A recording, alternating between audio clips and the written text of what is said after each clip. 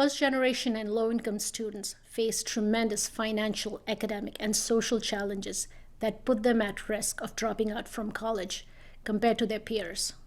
Only 16% of low-income students that start college complete college within 6 years. The Anaya Tipnis Foundation works tirelessly to remove barriers to inequality and prepare our scholars for life and successful careers during and after college. I was worried I wouldn't have enough funding for my last 2 years at college. I was worried about having friends, the classes being difficult. At the Anaya Tipnis Foundation, we level the playing field by providing them with 3 pillars of support: financial award, one-on-one personalized mentorship, and corporate partners who provide paid internships to our scholars. The foundation is different from other scholarships because they provide comprehensive support. The Anaya Tipnis Foundation has a contingency fund. They're able to help me alleviate some of my financial concerns. I was able to buy some books and a new laptop. My Anaya Tipnis mentor is very supportive, kind, and caring.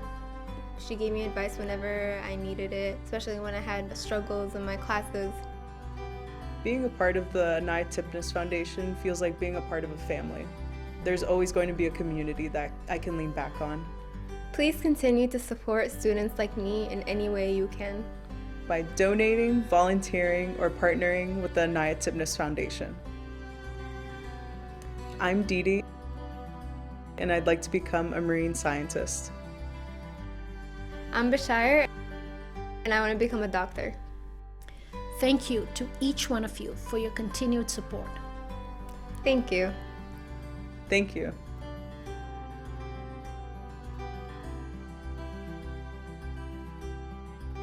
With your help and generosity, we can level the playing field.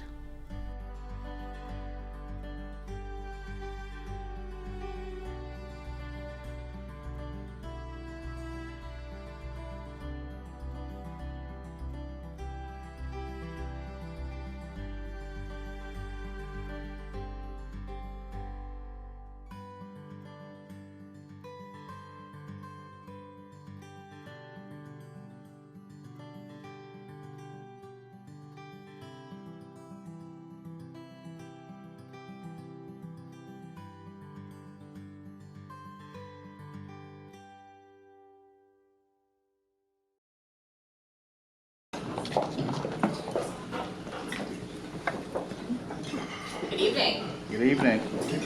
Thank you so much. I am State Senator Becca Rausch. I live right here in Needham.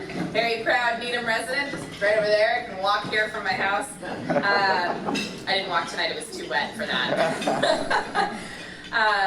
It's a real honor to be here with all of you to celebrate the life and legacy of Anaya Tipnis and the tremendous support and opportunity we can give to young people through Anaya's Village. We are all here this evening because we believe in the power of young people. They are our future. You are our future. You are the single best investment that we can make in our world. And that's why as a legislature, and I personally as a legislator, am a staunch advocate for education equity, supporting our Commonwealth's families, and alleviating poverty. To me, as a senator and a mom of 2 young kids, a critical component of justice, equity, and change-making is indeed supporting our youth as they transition into adulthood. Here, tonight, each of us is unified in that pursuit. The Anaya Tipnis Foundation is playing a critical role in mitigating socioeconomic inequality, expanding opportunities for young people, and giving our next generations of leaders an equal shot at a college education. We're also keenly aware this evening of the importance of mental health supports for young people. As your partner in the State Senate, I am proud to share with you that through conversations with youth in our district, including several right here in Needham, and collaboration with behavioral health experts, this past year I secured over $1 million state funds to launch the first ever state-sponsored youth mental health support text line.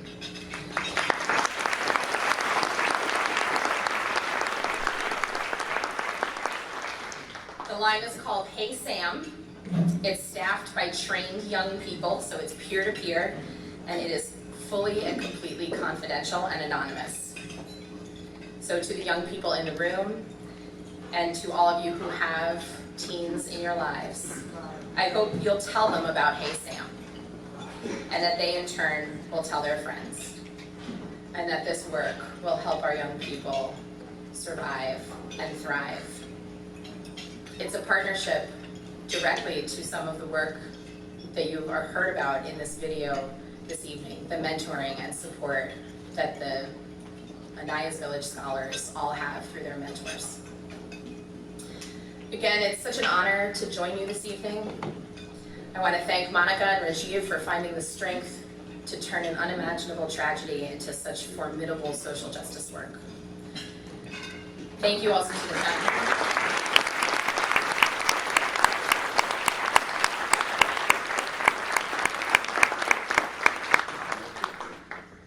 Foundation for its incredible success uplifting and supporting students. And to each and every one of you here for joining at Anaya's Village tonight and for supporting the life-changing work of this foundation, getting all of us one step closer to a fairer and more equitable world. It is now my honor and deep privilege to introduce Monica Katru, founder of the Anaya Tipnis Foundation.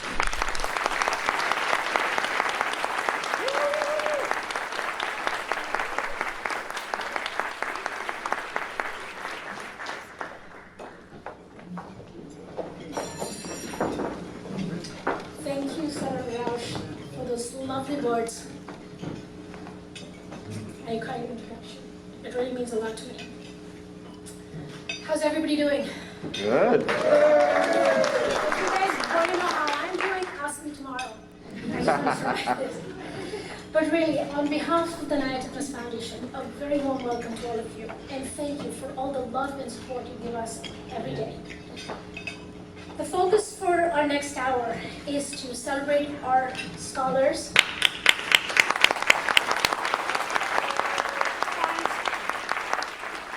and to renew and energize ourselves, our commitment, our collective commitment to give back to the generations to come.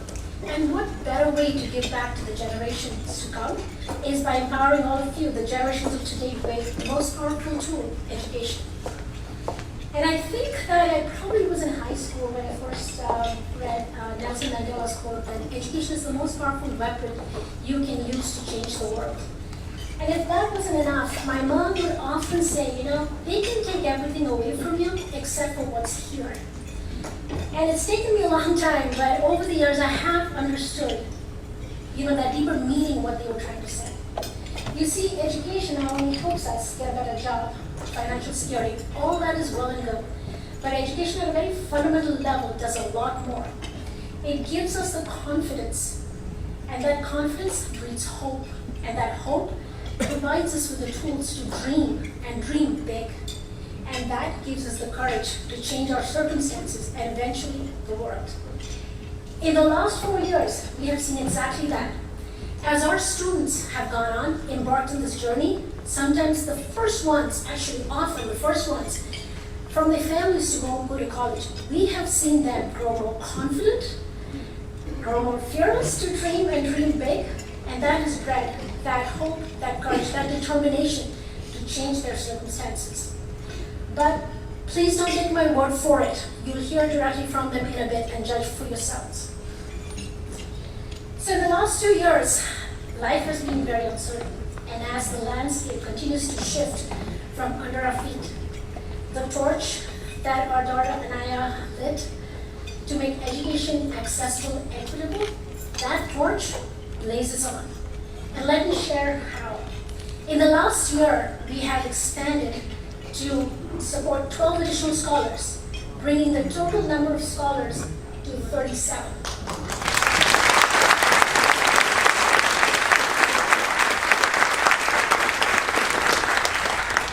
That's a sevenfold increase in the last 4 years. Not only have we gone broader, we went deeper. So our scholars, all of them, are provided with 5 key things. Financial grant to help pay for college, one-on-one personalized mentorship. Each incoming scholar is paired with 2 mentors, a professional mentor and a peer mentor. A peer mentor is a recent graduate who works as a buddy. Together, they support our scholars through college transition, academic preparedness, even those icky social situations with their roommates. And that's happened more than once. This support is all provided to our scholars 24/7 because we all know life often happens in the off hours. Third, paid internships. We provide our scholars with paid internships that helps them build that hands-on experience and a professional network, that social capital that they're going to need when they graduate. Fourth, we provide them with financial literacy training. And here's where our workshops are specifically curated to provide them with that critical skills of financial planning and budgeting. Lastly, we provide our scholars with workplace relevant workshops, such as how to write that killer resume. You guys should really attend that because I took personal notes on that one. And workplace etiquettes and how to build a professional brand. We provide all our scholars with that. And I have to share that, Anaya would often tell my husband and I, if you want to see change, you have to level the playing field. You have to give them what I have, end-to-end support. I can proudly say to Anaya today, we are. And here's what I mean by that.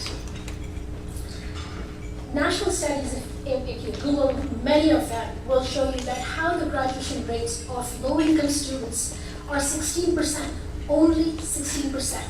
And Education Advisory Board pegs the graduation rates of low-income and first-generation students to be only 10% in 6 years. Anaya Tipnis Foundation is looking at 100% graduation rates in 4 years.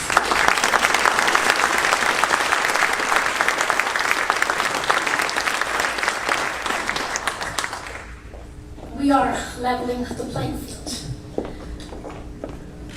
If we have come this far, if we can see farther today, it is because we stand on the shoulders of giants. Our mentors, our volunteers, my team, it is only because of them that we've come this far, and our incredible scholars.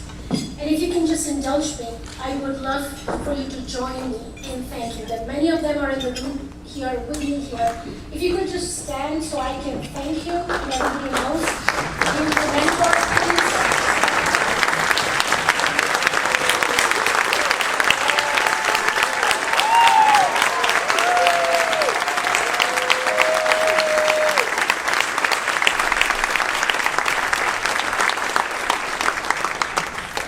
Thank you so much.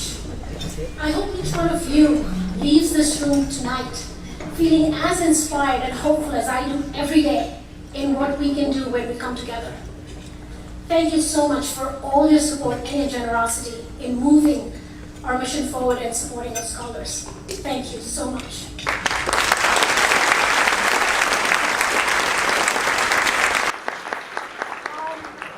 Of course, I'm overwhelmed by emotion, so I forget what I have to do next. I apologize.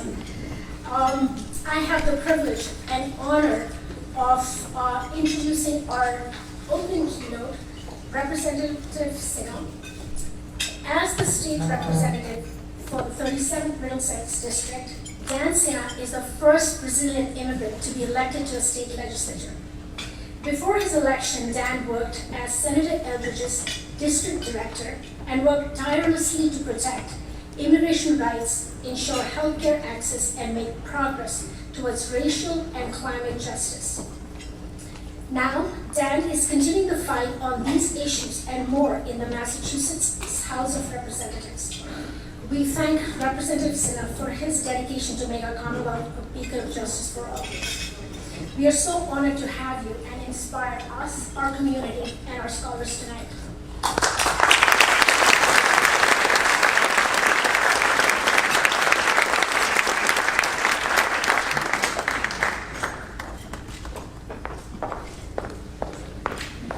Good evening. Good evening, everyone. Monica, thank you for that kind introduction. Again, my name is Danilo Sena, and I was elected during the pandemic, right after when I announced that I was running for office. It was in June 2020. And I will tell you a little bit about my story, but I sympathize so much with the students here tonight for their life story and what I've gone through in my own personal life, migrating from Brazil into the United States at the age of 14. And then you think about it, not knowing a word of English and having to learn the culture and all those experiences that one way or the other, it does leave you with some kind of trauma because you have to overcome a lot. And the experience I had as a Latino, as a first-generation Brazilian immigrant, elected to the House. And the reason I ran for office, of course, there's so many reasons that goes into running for office. It's my desire and passion to be able to serve my community and the people that I represent. But with that, let me get to my speech here, but I'll give you a little bit of a background as to that. Well, welcome to the Anaya Tipnis Foundation annual Gala. I'm Representative Densina, and I represent the 37th Middlesex District that includes the town of Acton, Boxborough, Harvard, Ayer, Shirley, and Lunenburg. First, I would like to thank the President and Chair of the Anaya Tipnis Foundation, Monica Castro, for inviting me here this evening and to speak to you tonight. I came to the U.S. when I was 14, as I stated earlier, and the barriers that I had to overcome, such as language, and moving to a new country, those barriers made me stronger in one way or the other. I had to work during high school. I had to work part-time, even throughout college, to support myself financially and help my mom as well. Even though my mom was a retired teacher back in Brazil, so we knew education was the path to succeed. And I did everything I could to make sure I ended up getting at least my bachelor's degree from college. But those experiences of financial, mental, emotional, I know firsthand how we can support the students today. And when I talk about education, we look at the whole component of not about the grades, how the students are doing, but it's about housing. It's about making sure they have the network, the support that they need to succeed. And that starts from universal brigade. That's something that I've been supporting in the State House, and that's a piece of legislation we need to address. But I'm very, very inspired to run for office and work towards providing students an opportunity and face unique challenges. I'm proud to be a sponsor of H5134, which is a bill that would strengthen suicide prevention in schools. And 70% of students have seen an increase on mental health concerns among the students. Even in my hometown of Acton, we have had we needed support with that.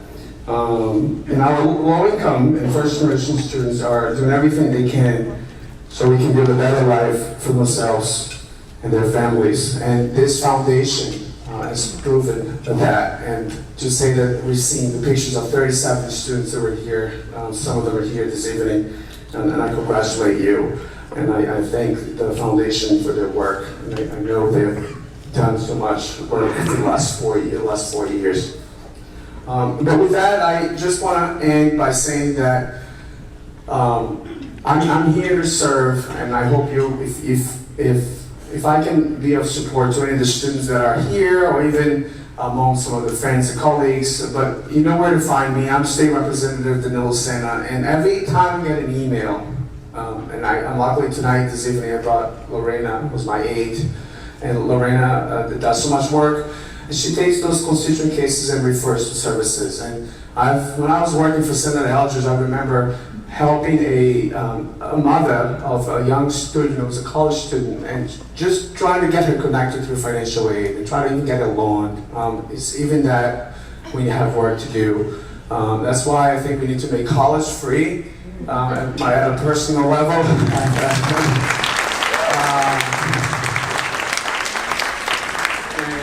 And so you have a voice. You have a voice in the State House. I want to thank you again for everyone for coming tonight. Thank you.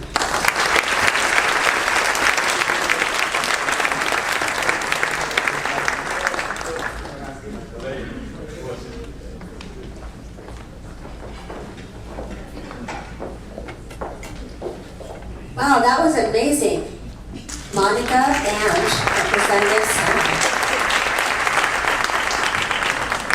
I hope you don't mind that I'm going to quote both of you later for some of the things that you said. I took notes.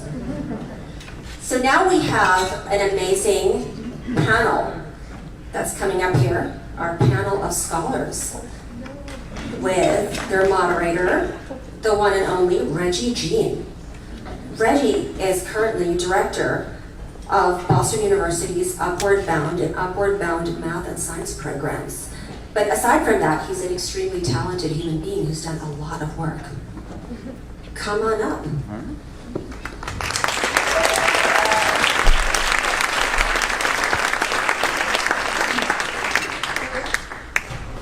Thank you so much. I have to quote you when I talk to my wife.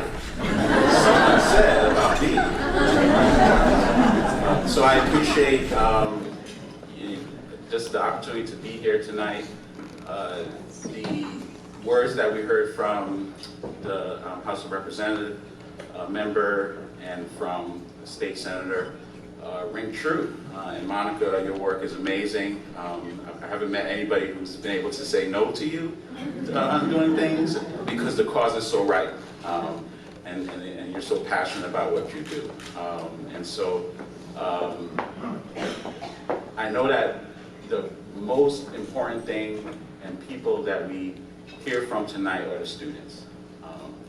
And so in a moment we're going to bring up the students. I'll ask them to come up so that we can hear from them and some of their experiences.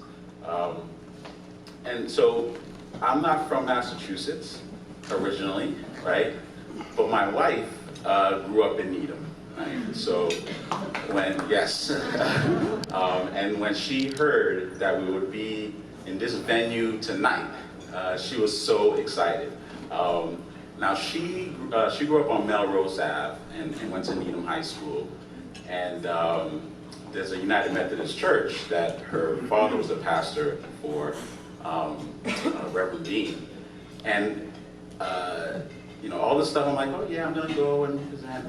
But the fact that we are here tonight in this venue, I said, oh yeah, I've been there many times.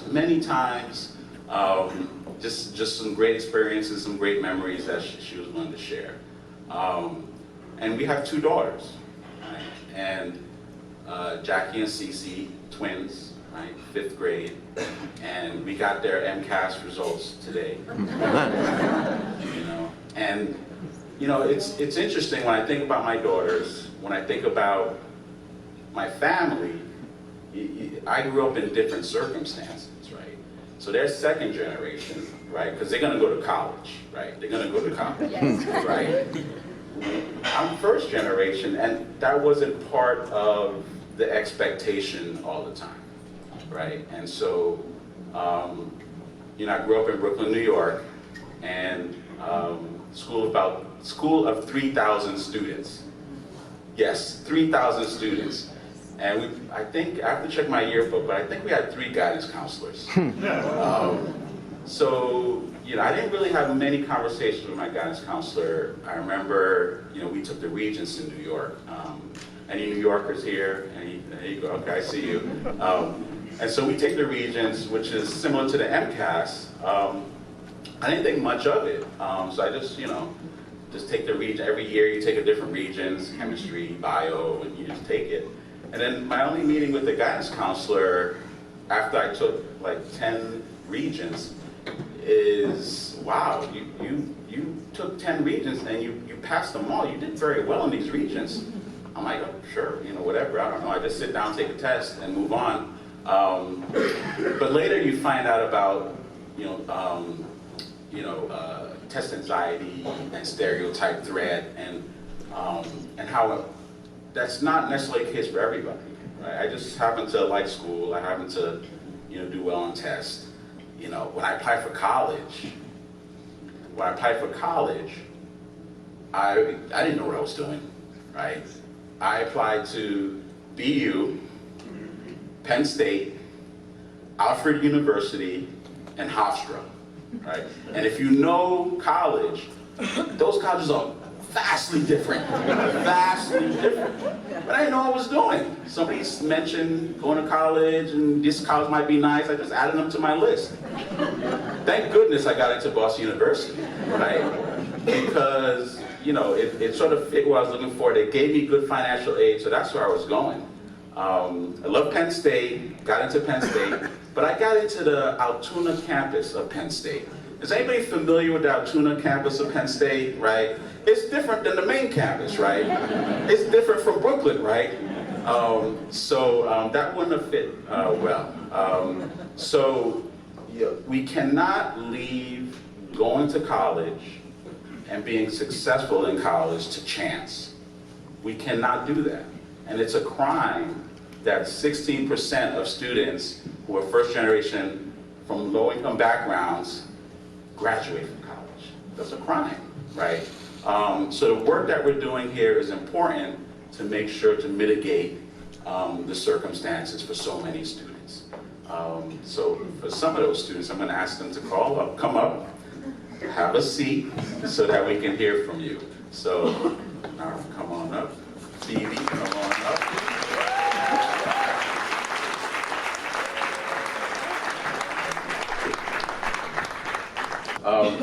So I'm here with the scholars, and I'm going to ask you to introduce yourselves, and then we can get into some questions that I have.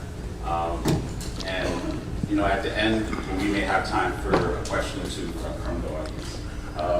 So what I want you to share with the audience is talk about, of course, your name, college that you attend, your year in college, and then if you decided on a major, what you major in, and then if you could talk about, one thing growing up that was an obstacle, particularly when it comes to going to college, right? So, there are many obstacles that may have existed, but if you could just talk about one obstacle and share your story. So, name, college, major, year, and then obstacle. So,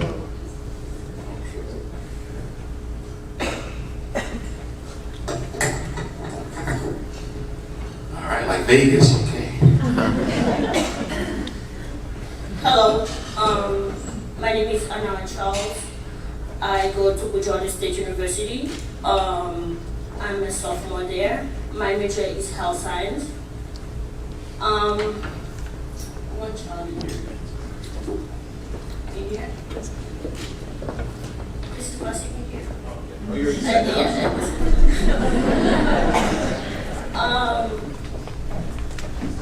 I was raised by my mother.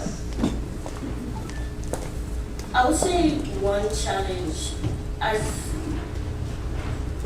should say first, I was the only child for 18 years.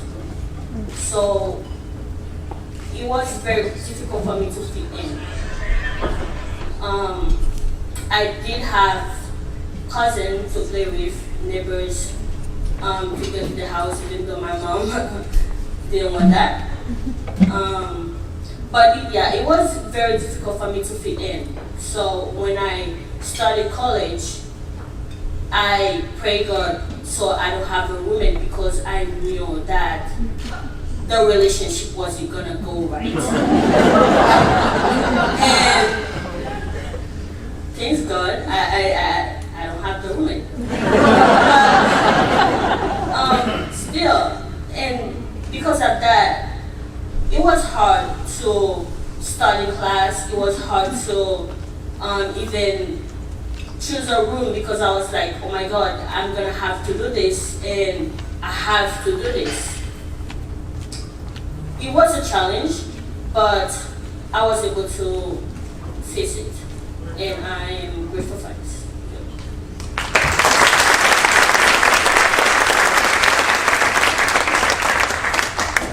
Hi everyone, my name is Natalie.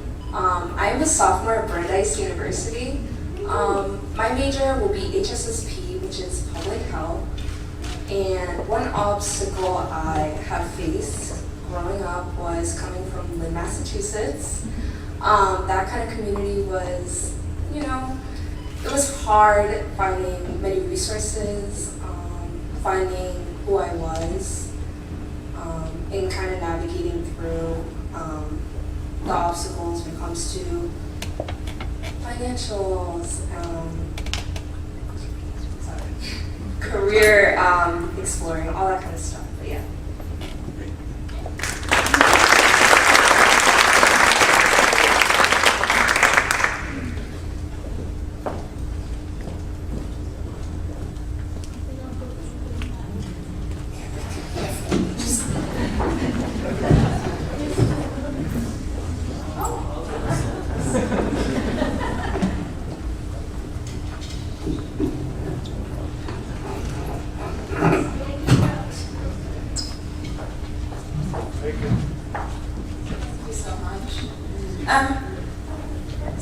Hi everyone, my name is Fabian. I also attend Brandeis University and I'm also a sophomore. I am in the process of declaring my major in African and African American Studies with a minor in Legal Studies in the pre-law track. I love advocacy work and I figured that law is the best fit for me because I have a lot of experience in advocacy. And I would say a challenge or obstacle I had is growing up, I was horrible at school. Like I was extremely horrible at school. So college was not at the forefront of my mind because I was just like so bad at school. And so I didn't think that I could actually, like make it past that. And now I'm a sophomore in college, so worked out.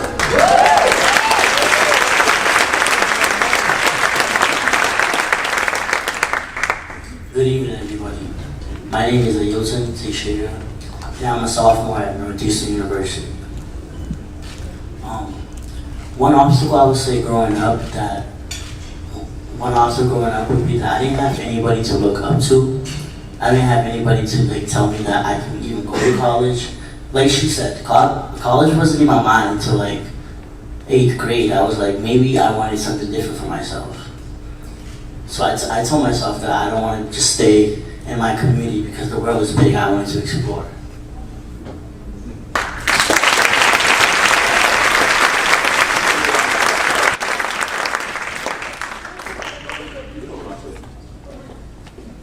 Thanks for sharing that. And so the next question is about, so you all had some obstacles growing up, and then you went to college. And when we talk about level the playing field, I like to, an upper bound, Fabian, or you're an upper bound, so forgive me if you've heard this before. But going to college is like you're running the marathon, like you're getting ready to run the marathon, right? And so no one wakes up and says, hey, I want to run the marathon, right? Well, maybe some of you do, but I can't do that, right? I can't just wake up in March or April, whenever it is now, and just run it, right? You have to train, you have to prepare. And so when we're thinking about people who are from different circumstances, some have run before, some don't have the proper attire, right? To level the playing field, you have to give them different things to prepare, right? So if I don't have any shoes, teaching me how to run a marathon is great, but at some point I need shoes to run it. I need sneakers to run it. So in college, when you work with folks in college, they may not have the full awareness of what students need. They may have blind spots, right? Being in college now, are there certain blind spots that exist on campus that you wish more people knew about, so that more students can have success in college? Are there things that, if you had a magic wand, you would change in college? And I know Senator, the representative talked about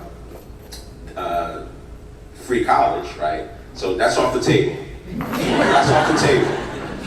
What else could folks in college do, staff, faculty do, to help more students find success in college?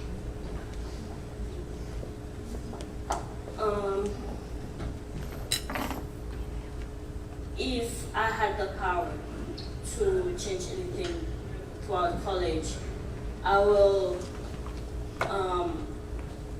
give students the opportunity. So when I say give students the opportunity, there's a lot of opportunity out there that there's people that were willing to help, and the students just doesn't know. They doesn't have the connection. When I was starting college, I didn't have nothing. I didn't know how, where, when. I don't even know how to explain it. I did not have someone to hold my hands and say, let me help you with this. I know that this person, maybe they can help you. I did not until I found this scholarship that's opening many doors for me. There's a lot of opportunity. There's a lot of people out there that want to help people, other students like me, but the students they don't know. They don't have the connection to receive this help. I will, if I can, I will allow students to receive this connection. Not just send an email, but let them know there is more than just receive an email and just read it. Because sometimes you receive the email, you read it, where do I even start after the email? There's a lot of students that doesn't know that there's people out there that's willing to do and help them, and even though they want the help, even though they know what they want to do, they know what college they want to go to, they just doesn't know where to start. And if I can change, I will let them know. I will give them the opportunity to talk to other people. They just read the email.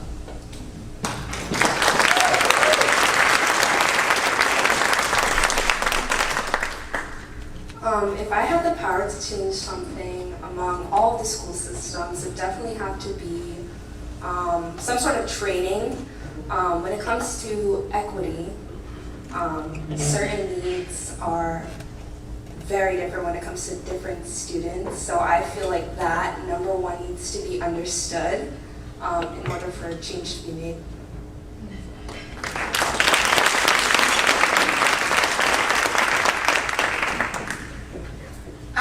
I would say mental health resources, because a lot of students are depressed, heavy course loads, having to do with professors, their personal life, like different things. So I would like to say, if I had the opportunity, I would make sure that every single school, not just colleges, have mental health resources, that students have access to 24 hours. And also, just like in terms of them leveling the playing field, not everybody has access to get textbooks and the latest iPads and things like that. So making sure that students have all the resources that they need. And I would say the last thing I would say right now is just the idea that not everybody came from a rich background. I think people assume that just because you're in a certain school that you also came from a very rich or privileged background, and they try to treat you as such, quote unquote. So I would say just making people aware that not everybody came from a very rich background.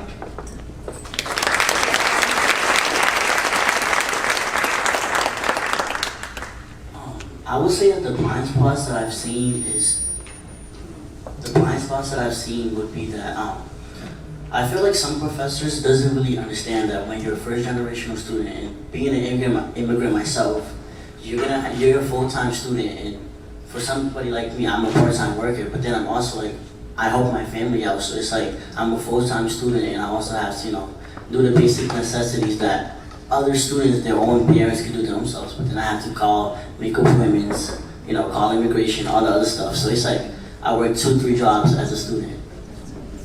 Thank you.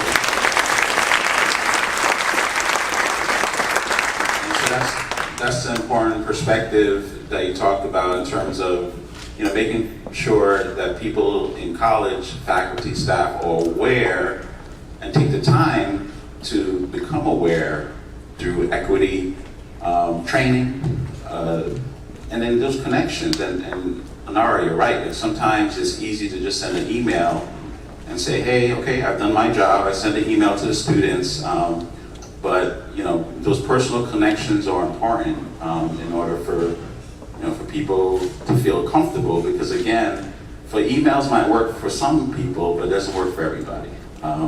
So I appreciate that.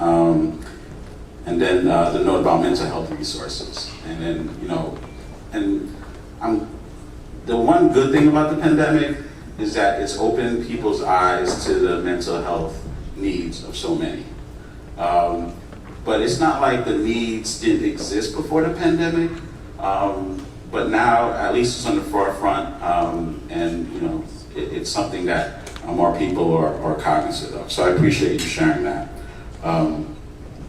And so, next question is about you know, how you overcame some challenges. So you talk about challenges that you faced before going to college and circumstances in college now. Do you feel like you found your footing in college now? And if so, right, what are some things that have helped you get settled in college and feel like you have that footing, right? Everybody has good days, everybody has bad days, but you know, in general, when you have those good days, when good things happen, who has supported you and helped you with that? And don't feel like you all have to answer. It's up to you. I don't want to force you to say, oh, I got to answer. It's up to you if you want to answer.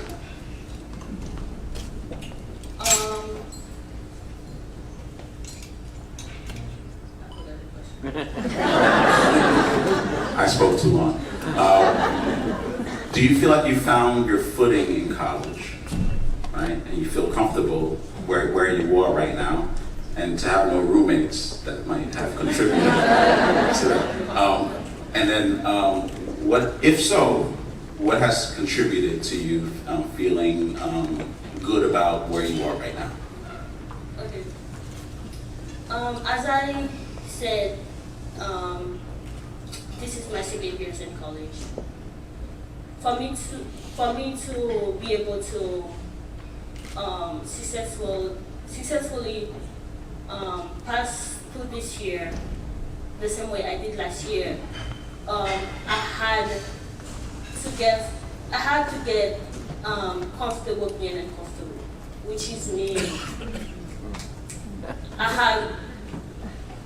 Can someone put that on social media? Can you repeat that? I have to get comfortable being uncomfortable.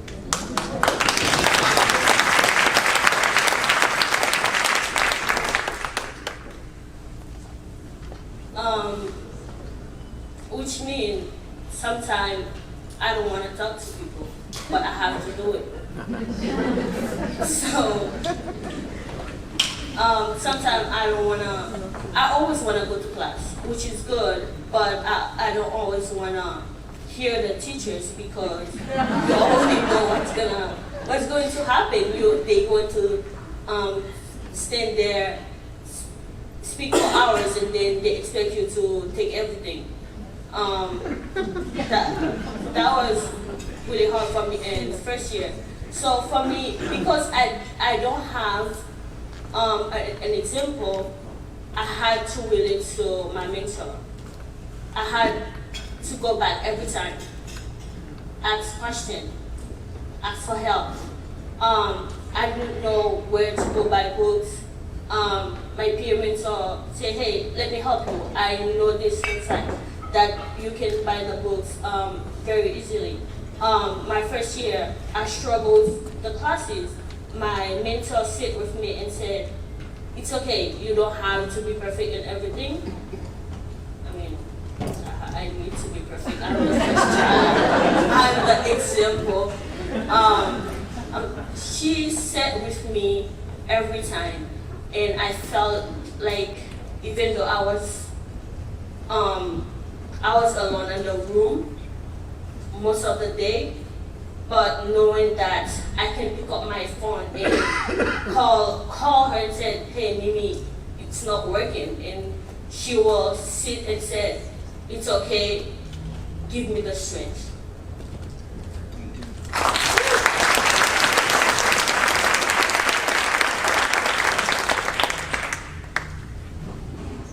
I don't know if I would say I've 100% found my footing in college, but I've found my footing enough to do well in my classes. And I do that by utilizing all the resources I have, because when you're someone who didn't go to the best high schools or private school, you have to look for all the resources you can to succeed. And that's something I've been doing. Like, I go to tutoring and to the writing center and to the research center multiple times a week. I go to my professor's office hours, things like that. Like, I try my best to put my best foot forward. So that's how I found my footing. I know that I'm grateful to have the support of my family, especially my big sister who went to college. So I'm not she's gone to college. And I've also been grateful to have the support of one, in high school, Upward Bound was one of the main programs I did that I really enjoyed. I was always in Reggie's office. And now with Anaya Tipnis, I am very, very, very grateful for my mentor. He has helped me through so much, tough decisions and comfortable decisions that I had to make. And we check in, he, helps me move in and stuff. So I am very grateful to have him and my family and, Anaya Tipnis and everyone around me as a resource.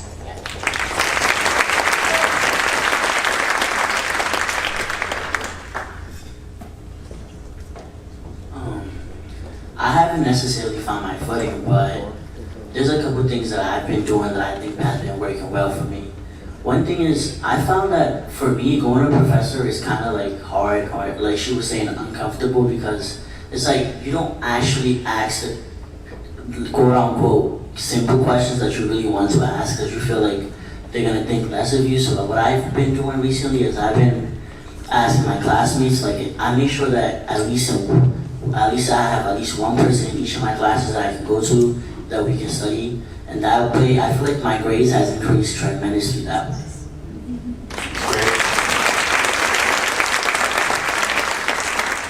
Thank you so much. And so we have the scholars up here, but I also want to recognize that there are other scholars in the audience. So any scholars in the audience, if you could please stand so that people can show you your support.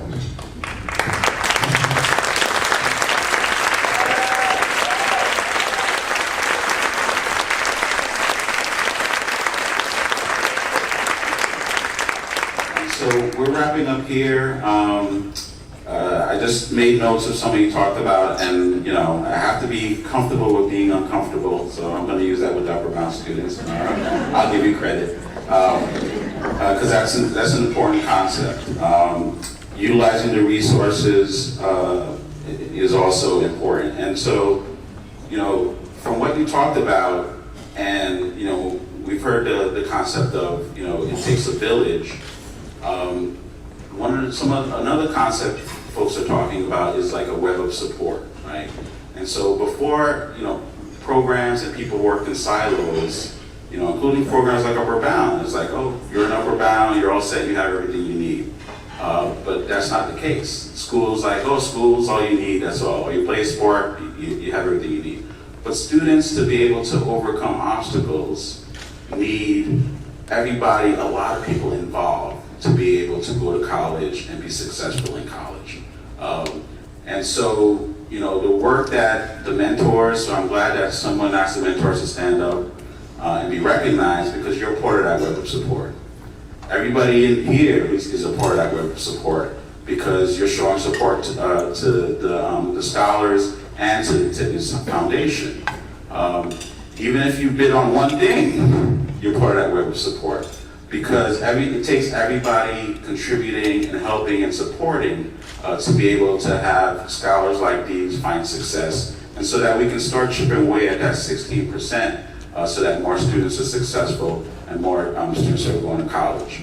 The last thing I'll say too is that when you support a student that goes on to college and graduates from college, you're not only supporting that student, right? All the mentors here talked about how it's not only that they have to look out for themselves, they have to look out for their families and help their families. When I was talking to, I forget who I was talking to before, one of the scholars, and they talked about how when they first went to college, they wanted to do robotics. They joined an organization that did robotics, but they were first-year students, so they didn't do much. But the seniors helped them out. He contributed, but the seniors helped them out. I remember that was you. But he also knows that once he becomes a senior, he's going to help that freshman student out.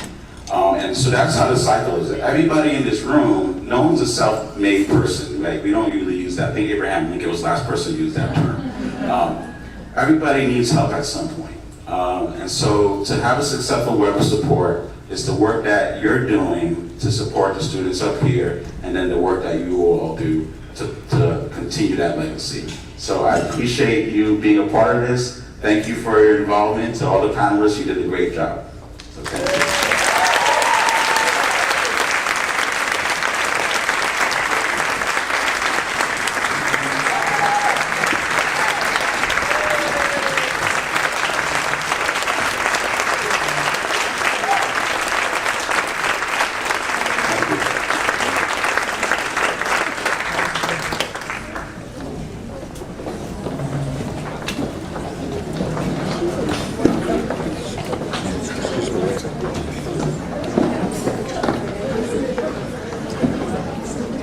And just when you think that was it, we have some more.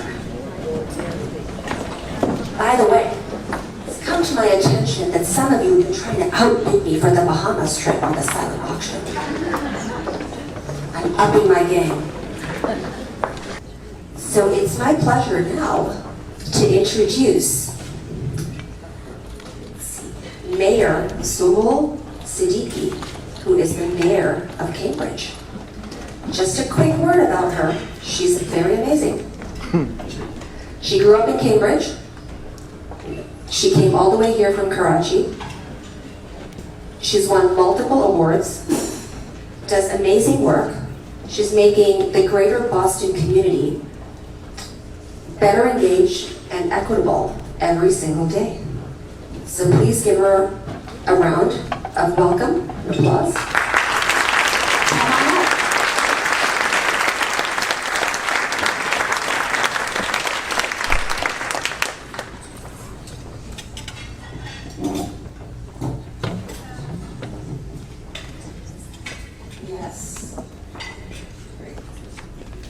Thank you so much for that introduction. It's hard to follow the scholars, so I'm really glad to be here. And I'm cutting this in half. I know it's late, so it's just an honor to be here and say a few words. I want to really thank Monica and the rest of the team for inviting me to speak.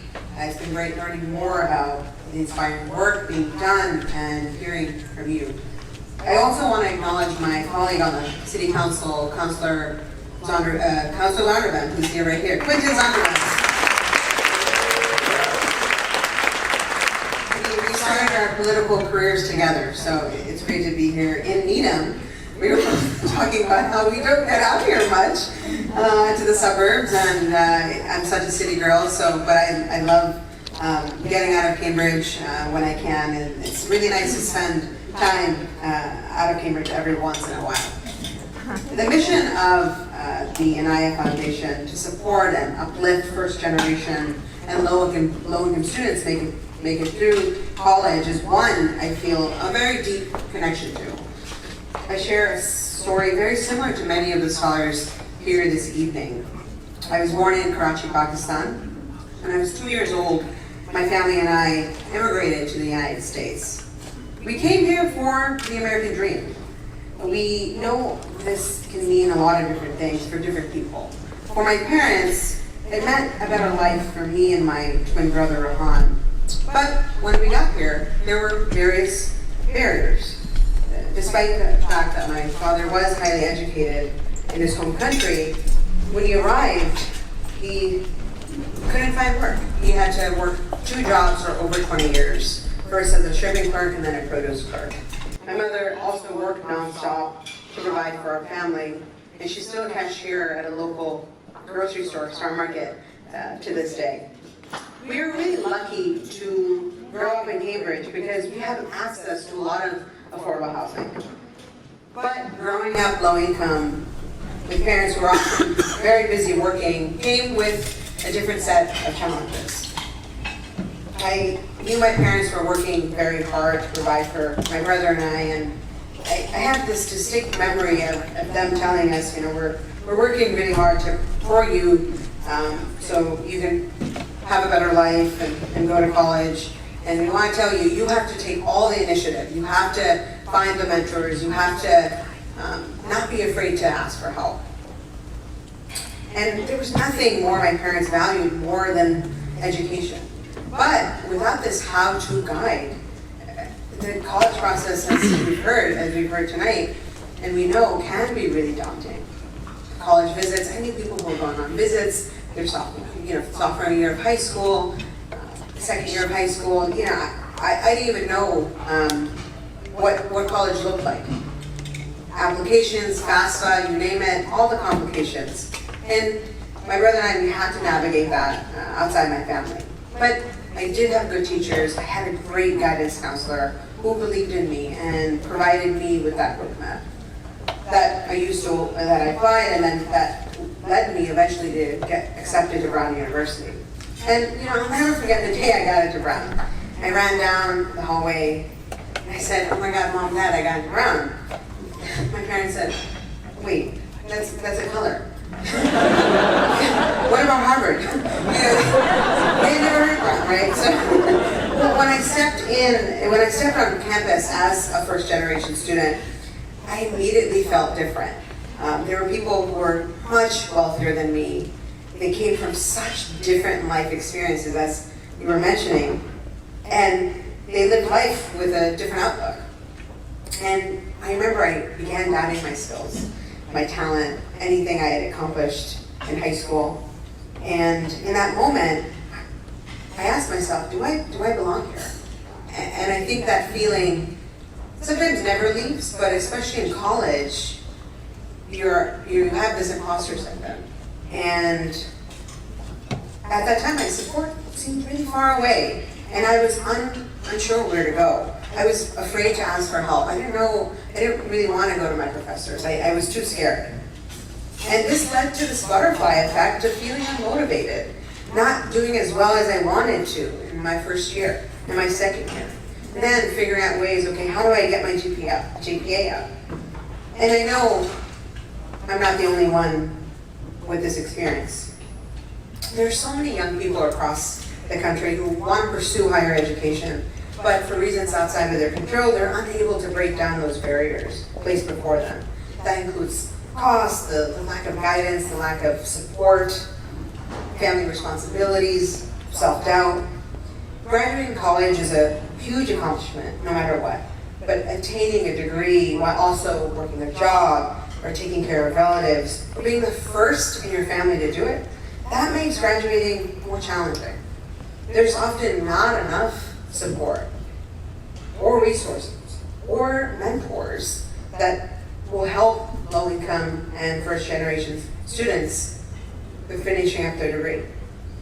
It's such an important part and aspect of the college process that needs to be recognized. Working to increase college enrollment in low-income and first-generation students is one part of this work, but graduation is another. We've heard the statistics tonight, and that's where the Anaya Foundation really comes in and steps in. When I think about initiatives to help uplift and educate communities, what we see here today is the goal we strive for. People collaborating to advance equity and celebrate diversity in higher education. As we heard in tonight's program, there was Anaya's vision to help students that did not have access to the opportunities, get the education they deserve. It's no secret that young people are not just the leaders of tomorrow, they are the leaders today.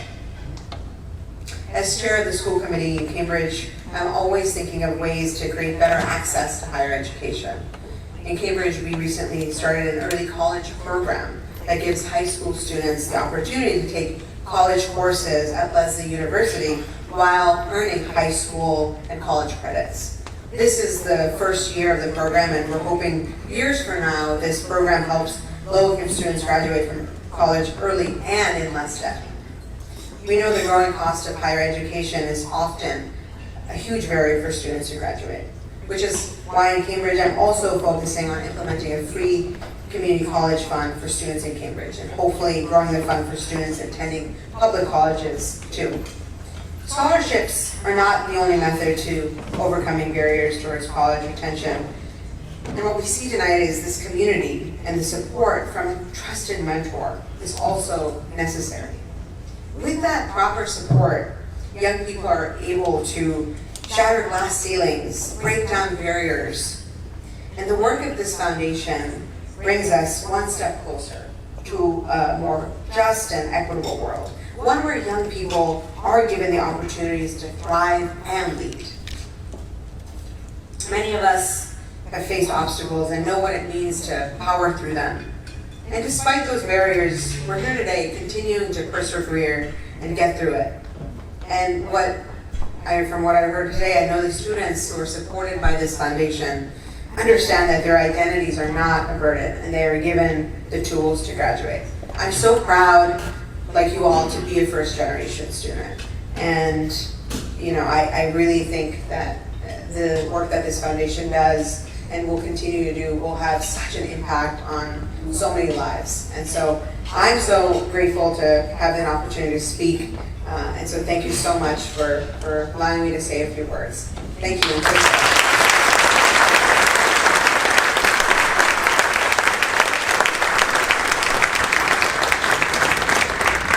That was amazing. Thank you so much. So I hope you're all getting super comfortable with being uncomfortable as you walk past the silent auction table yet again tonight, on your way to the desserts that are now at the back of the room ready to be eaten. Having said that, I'd like to invite Monica back up here for a few words.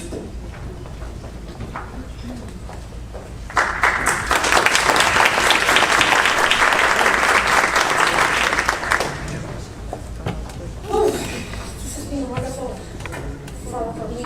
Thank you again for being here. This event has involved so many people, and we couldn't have done this without the support of so many of you. So I want to thank all of you from the bottom of my heart. And I think I've shared this with a few folks in the room who've seen this foundation grow. So I would like to share that we started this in 2018, and literally with 6 friends around a dining table.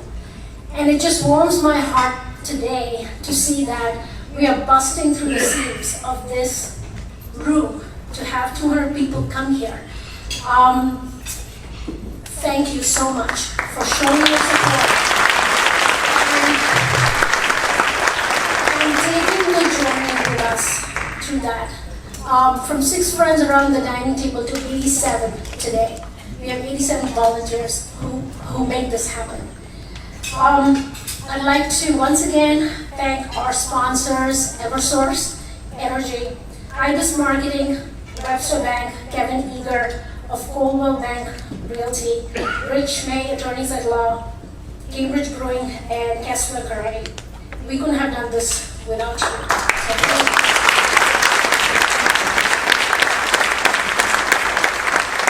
And again, a huge thank you to all our volunteers who came in today to support this day. Sorry, you too. We pulled him from his class at Berkeley and said, you have to play the piano today. And special thanks to my small but mighty team.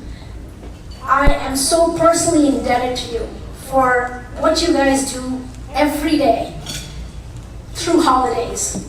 So thank you so much. It's they have done an incredible job for the last 3 months pulling all of this together. Everything here that you see has been done through their volunteering work. So thank you again, and I hope all of you enjoy the desserts, and I'll get out of your way so you can enjoy some coffee desserts. So thank you again.